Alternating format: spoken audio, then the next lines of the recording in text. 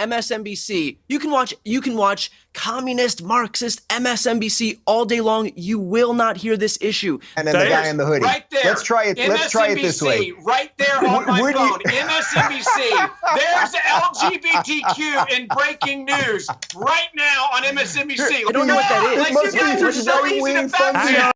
What's up, everybody? Welcome back to the channel. Now, I got another debate video coming in, and I'm sending this one out simply for the David Pakman viewers that are going to come in here and try to tell me I'm wrong. Now, I will ask you for one thing right quick.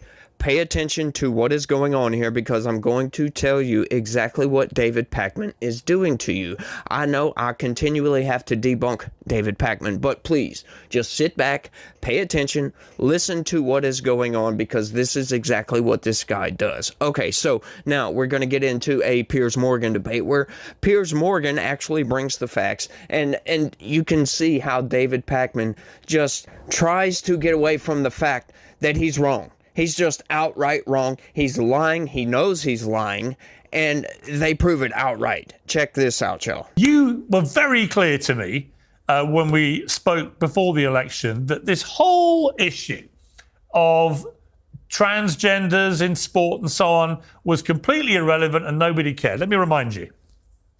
You're saying Kamala Harris and Biden have come out in support of this. They do. They support policies which actively protect. They support policies that protect transgender athletes performing in women's sport. And I think that is madness. You're saying, well, because most of these things in this UN report were outside of America, it doesn't matter. It does matter. What I'm saying, it's a completely contrived issue that almost no one cares about in every single opinion poll. Wow. Well, the problem is, David, you couldn't have possibly been any more wrong, because the New York Times, the liberal Bible, did a whole piece about the ad that Trump ran, which is the Kamala's for they, them, Donald Trump's for you. They said it was one of the most effective 30-second spots in political history and may have shifted the race, according to her own side, by 2.7 percentage points in Trump's favor after people watched it. Let's take a look at the ad before I come to you. For prisoners. For prisoners, every transgender inmate in the prison system would have access. Hell no, I don't want my taxpayer dollars going to that. Kamala supports transgender sex changes in jail with our money. Kamala even supports letting biological men compete against our girls in their sports. Kamala is for they, them. President Trump is for you. I'm Donald J. Trump, and I approve this message. So, look, on reflection, David, do you want to admit you were completely and hopelessly wrong about this? No, in fact, in the aftermath, we figured out how dishonest you were, Piers, during that. And hopefully we can get a little bit of an opportunity. So let me lay it out. Of course. First of all, I went back and looked at the UN report in more detail. The UN report said nothing of the sort that you said. What you were referring to dishonestly was one footnote from an anti-trans organization making completely unsubstantiated claims. So I will wait for the apology from you. The UN report doesn't say that, but that wasn't the crux of your question. Second part of it, that ad with Kamala, I would have loved Kamala to respond to it. All she had to say was, at the time that she said that, it was Trump administration Bureau of Prisons policy that that's what's available to trans inmates when determined medically necessary. She would follow the law. You haven't said that. And then number three, Piers, on who cares about the issue, I checked Gallup survey, trans issues at the very bottom. The reality is almost no one's trans. Almost no trans people are in competitive sports, and people do not care about the issue. However, there's a lot of money made grifting about trans this and trans that, even from people on this panel. So I get why they keep bringing it up. It's funny. He comes in and says what you were referring to dishonestly was one footnote. No, he said the exact footnote. It was a footnote. It was a whole section. What the hell are you even talking about, David? But this is what he does. He said, oh, it's unsubstantiated claims. How do you know it's unsubstantiated claims? Right? They were talking about all the medals that have been lost because of men competing in women's sports. That's what the whole thing was about. He's talking about a footnote and nobody cares about this. Yeah, a lot of people care about this and they voted on these issues. It might not be the top issue. It might not be the top 5 issues, but people do care about it. But he comes in, oh, I went and looked at this and blah, blah, blah, blah, blah. No, you didn't, buddy, because here you go. Here's your proof. While you were talking, they just went and double checked because I was curious what you were talking about. And we found, hang on, we found the United Nations report. And it's not a footnote, as you said, it's page 5 of the report. It says, and I quote, the United Nations says nearly 900 biological females have fallen short of the podium because they were beaten out by trans athletes. The findings were compiled by the UN's Rapporteur on Violence Against Women, entitled Violence Against Women and Girls in Sport. The report said more than 600 athletes didn't medal in more than 400 competitions in 29 different sports, totaling over 890 medals. The replacement of the female sports category with a mixed sex category has resulted in an increasing number of female athletes losing opportunities, including medals, when competing against males, the report said. So, David, again, would you like to now apologise for being not only wrong about this being an election issue, but being wrong about your correction when I asked you if you were sorry for being wrong? Look at the underlying source, Piers. I have it printed out it was in a the other room. It wasn't a Look footnote. at the underlying source. It's page now, 5. I do want to say one thing about this. I actually agree with a lot of what Brianna and what Dave Rubin said. I actually agree with it.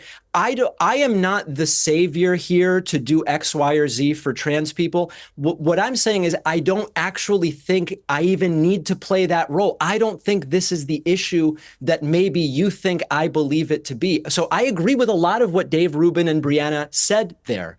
I do think it's important to consider that when Dave Rubin talks about well-funded this or that, his Russian money source just dried up, and he's the last person who should be talking about funding sources. And to be honest, Dave, hold on a second. Hold on. Now Ben's jumping. Everybody's jumping. Hold on a second. I can't even hear Ben. Why would Ben jump in? I'm not even addressing Ben. Hang on. Now, hopefully you guys see exactly what he did there. He gets confronted with the evidence, and what does he do? Oh, check your sources, but hang on. He's been taking Russian money from over here. This guy is. Look how bad he is. Like, what are you doing, David? You can't come out and defend your positions. You can't come out and say, hey, these sources are bad, and this is why. You've got to just shift to, oh, let's look at this over here. And this is what David Pakman does on a vast scale with almost everything. Cherry picks evidence and then says, oh, well, this is debunked because I don't agree with it. And then says, oh, well, this is actually what happened. And then he gives some unsubstantiated claim about what actually happened. This is what these people do. This is what the left has to do. And this is why people on the right and people in the center voted for Trump. And also why these same groups of people look at reality for what it is. We try to take in everything. Sure, there is evidence that's inconvenient for us. Sure, we try to look at the breadth of everything that's going on and try to base our worldview upon reality. We don't have to cherry pick facts and then place those facts with different context to make up our worldview, to make a logical argument, if you will. We try to go based upon the facts, and that's it. Then we form opinions outside of that. But this is what these people do. They lie, they manipulate, they'll take news stories, and they'll take outlier polls, blah, blah, blah, what have you. He's trying to say that this is unsubstantiated claims. Well, can you prove it's unsubstantiated claims? Can you prove this? Like, if you can't prove it, then shut up about it, seriously, because we're tired of hearing the lies. We're tired of hearing the manipulations. We're tired of hearing about all of this garbage, right? You had tens of thousands of followers leave. Paid subscribers say, I'm tired of being lied to. Yes, you lost. David Pakman lost thousands of subscribers right after the election. And he wasn't the only one, as a matter of fact. Lots of left-wing pundits lost thousands upon thousands of subscribers. AOC, as a matter of fact, I know she's not a pundit, but, you know, we'll throw that one because that's the biggest number, lost like 115,000 followers. It's just insane what's going on right now. People are tired of being manipulated. People are tired of being lied to. They don't want to be on the losing team. So now they're shifting to the right. And rightly so. Right? The left has been pulling people to the left, far to the left. The left has been going insane. They have been going so far as to totally leave the map. Right? They've stretched the left way out. We've all saw that meme with Elon Musk posted a guy standing in the center, and the left just keeps pulling everything further and further left, and now he's sitting in the right wing because they've gone so far left. This is what the country has been trying to do over the past 8 years since Trump has came out. There has been this thing called Trump derangement syndrome that people have fallen victim to. And there's not a good answer as to how to resolve Trump derangement syndrome. In other words, there's no cure. I don't know what the cure is. We can't find a cure because you try giving these people the facts and they don't want to listen to it. They just throw it away. They want their cherry-picked reality. And that's something, you know, we got to get away from that, y'all. We've got to look at everything, even if it's inconvenient for our side. Just like Trump. Trump is very inconvenient for our side. He has done some things he probably shouldn't have done, right? Look at 2020. He should have conceded that election. I know there was a lot of funny business going on. I've discussed that at length, and I've proven exactly why Trump was saying what he was saying. But it just so happens to be that Trump just couldn't come to grips with the Democrats change the rules without notifying the other side to make what was illegal things legal in that 2020 election. He just can't come to grips with that. That is what happened. They changed procedure, and they won that fight. You just gotta suck it up, and let's keep going. And we did that, as a matter of fact, and we won bigly this time. Now, what I will say, people will get stuff wrong. I will get stuff wrong. The news lies and manipulates everybody all the time. However, that is what I do for the most part. I only do these debate videos on Saturdays, just for fun, if you will. But, you know, if you want to see how you're being manipulated, I would suggest watch my other videos. I make 2 videos every single day. As a matter of fact, I'm going to do another one right after I'm done with this one that'll come out in the morning about exactly how you're being manipulated about Matt Gaetz. Yeah, they're lying through their freaking teeth about Matt Gaetz and all this other stuff, but that's not what we're talking about. We're talking about this debate, and there's a little bit more to this, so let's keep going, y'all. Let me bring in Brian. I mean, Brian, sure. I thought it was very interesting, this meeting between Trump and Biden. They obviously can't stand each other. They've abused each other all year. But Biden did show him the respect of bringing him to the White House and shaking hands, and they talked about a smooth transition and stuff. I mean, that is good, isn't it? After the mayhem we saw 4 years ago. I mean, I like to see that. What I would hope is that Trump, in his inauguration speech, hits a much more unifying tone than he did in 2016. Right. I mean, I guess we're 8 years into new tone for Trump. It's never going to happen. He is not that person.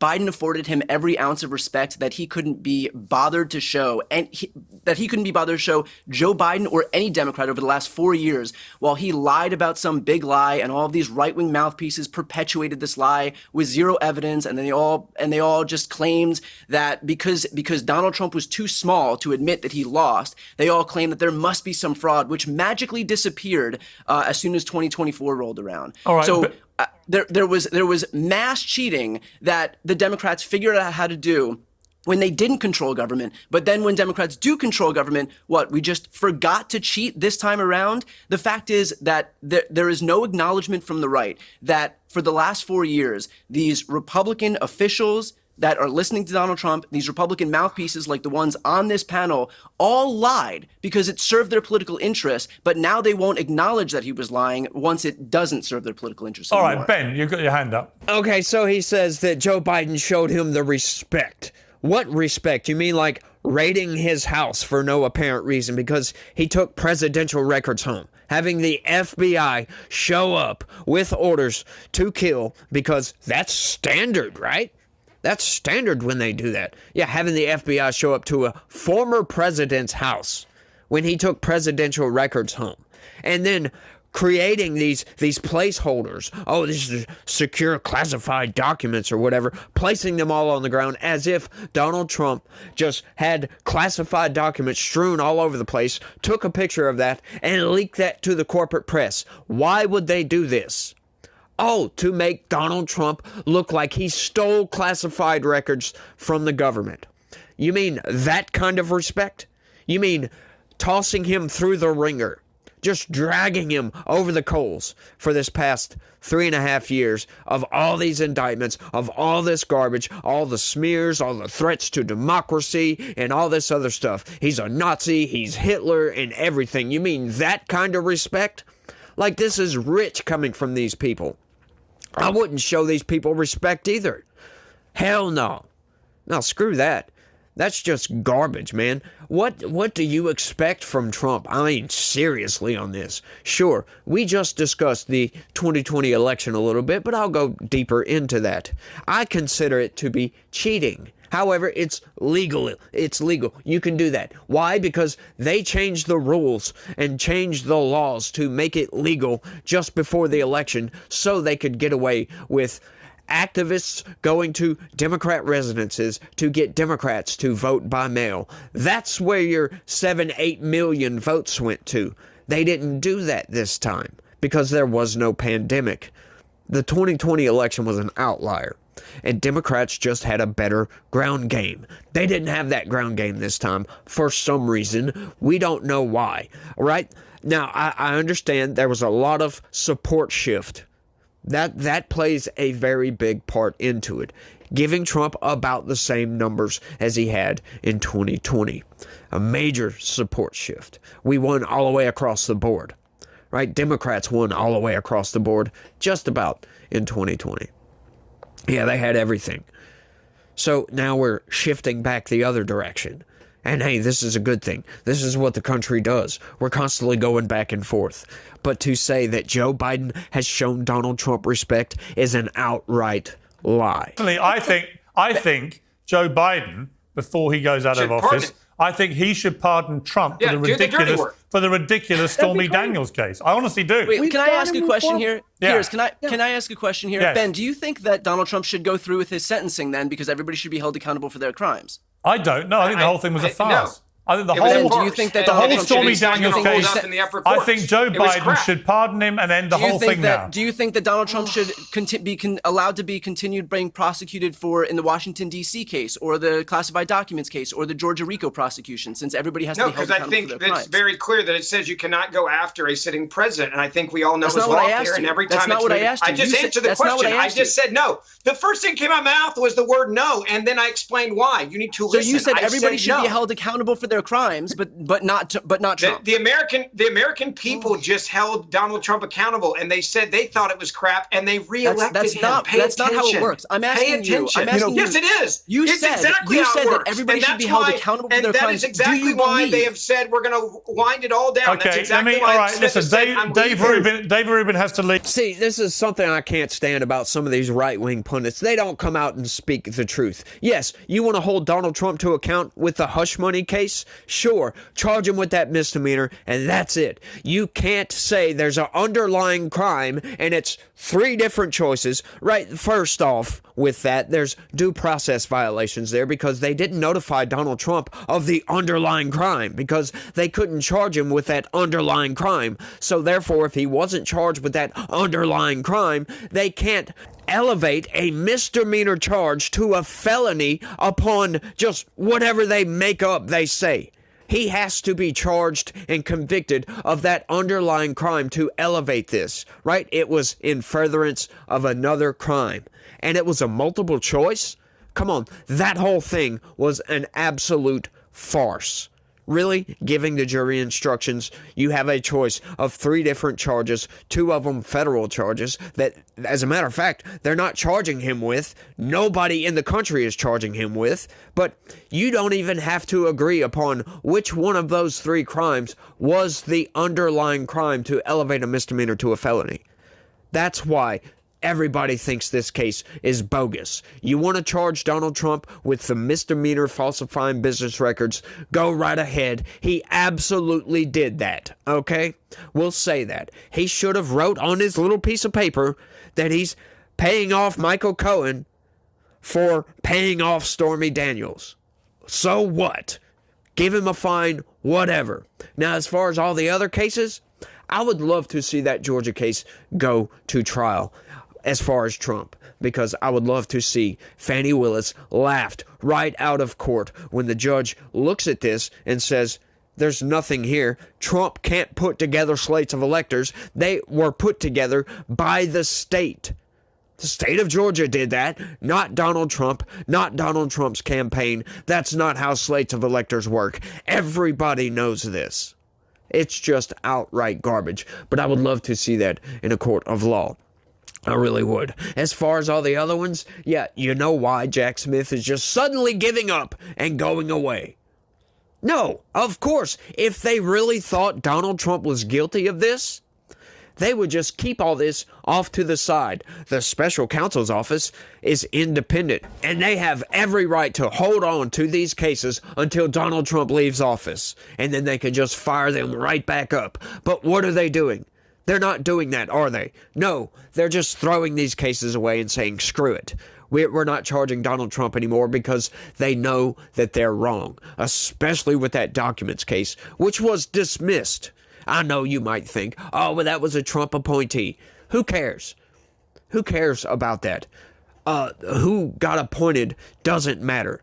Doesn't matter if Trump appointed these people. Trump also appointed John Bolton, who is now a staunch critic of Donald Trump and is a neocon warmonger. Right? Donald Trump got rid of this guy because he's garbage. Donald Trump made a bunch of appointments. That doesn't matter. So did Joe Biden. Most of Joe Biden's appointments are absolute activists for the circuit, which is stupid to do, in my opinion. You shouldn't put activists on the federal circuit, for crying out loud. We need to have some integrity in at least our federal judicial system, for crying out loud. These people are destroying and damaging this country beyond recognition at this point. The DOJ has been weaponized so hard. And oh, you might think I'm some right-wing conspiracy theorist. Just look at everything that's been going on. I can give Mark Houck as an example of weaponized DOJ. Okay, you don't know about Mark Houck? I would suggest go look it up. I'm going to surmise it right here, give you a little quick summary. Okay, so Mark Houck and his son were protesting out in front of an abortion clinic. A far leftist nutjob comes up and starts threatening the guy's son.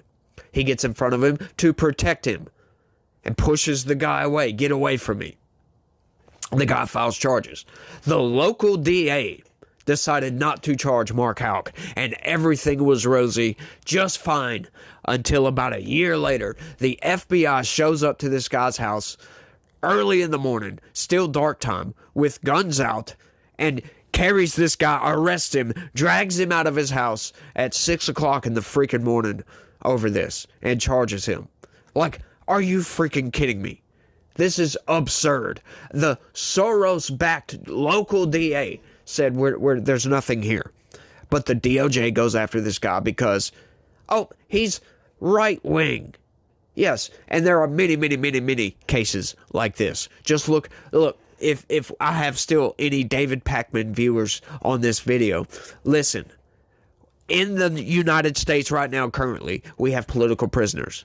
We do, absolutely. That is not a right-wing conspiracy. That's not a any-wing conspiracy. That is factual. You can go and look this up, right? The January 6th protesters. Now, I know you might be thinking, oh, the J6 rioters, here we go. Yeah, you go look at the video evidence, and you go look at all the cases. There's a little bit less than 200 people charged with violent crimes for that. For January 6th, less than 200 people. There's 1,500 arrests and like 1,200 convictions at this point. What does that tell you? You do the math on that right quick. That means peaceful protesters were arrested and convicted for January 6th. People Look, video evidence, people walking into the Capitol, peacefully walking around and walking right back out of the Capitol, and got arrested for that. As a matter of fact, some people were let off. Charges dismissed because there's video evidence of cops waving these people in and them coming in, not disrupting any official proceeding, none of that. Not going to AOC's door and saying, "Where is she?" Which was debunked, by the way, because it was all a lie. It was all a lie. And that's all factual.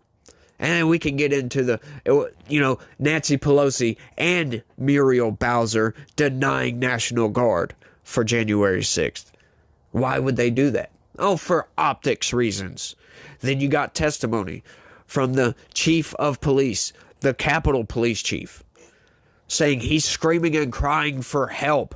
They need assistance. And they were denied time and time again for 30, 45 minutes. Denied assistance. It's absurd. And a lot of those people don't deserve to go to jail. Enrique Tarrio. Now, I understand. He told the Proud Boys to go to the Capitol and protest.